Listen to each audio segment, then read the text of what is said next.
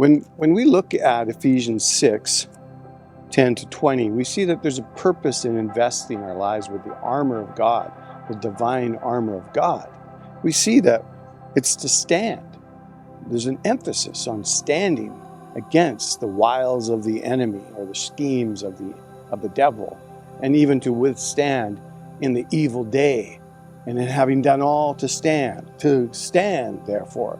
And there's this fourfold emphasis on standing. Why?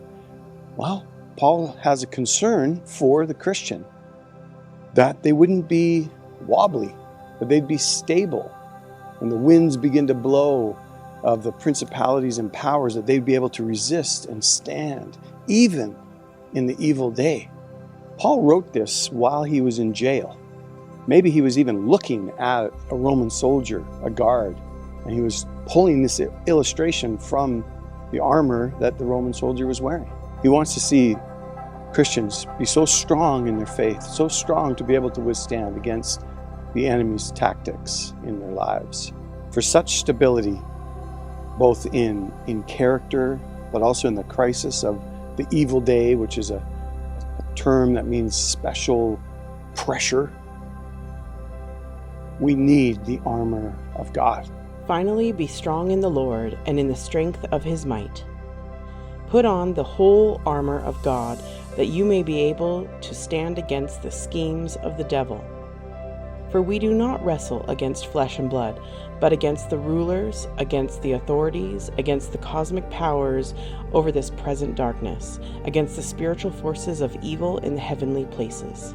Therefore, take up the whole armor of God, that you may be able to withstand in the evil day, and having done all, to stand firm.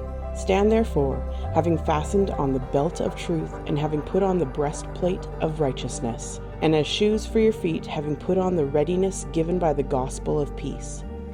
In all circumstances, take up the shield of faith, which you can extinguish all the flaming darts of the evil one.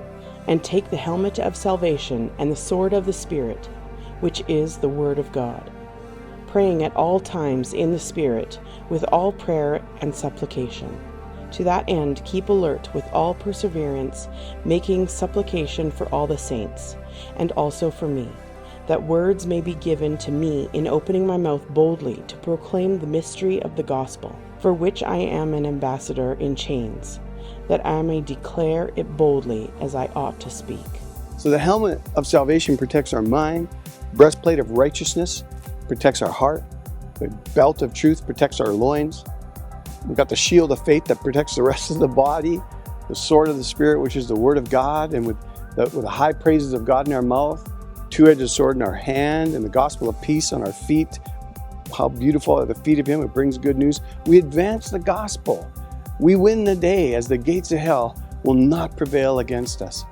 A special note, there's not recorded any armor for the back, which only implies that we shouldn't run away in cowardice, in fear, but we should take on the enemy because we know we win, because Jesus wins. Jesus has already won.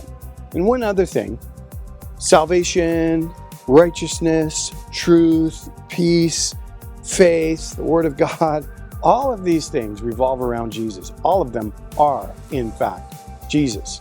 And so keep your eyes on Jesus as you run this race and you fight this fight. He's the author and the finisher of our faith. He endured the cross for the joy set before him, and that joy is you and me. So let's fight and let's win.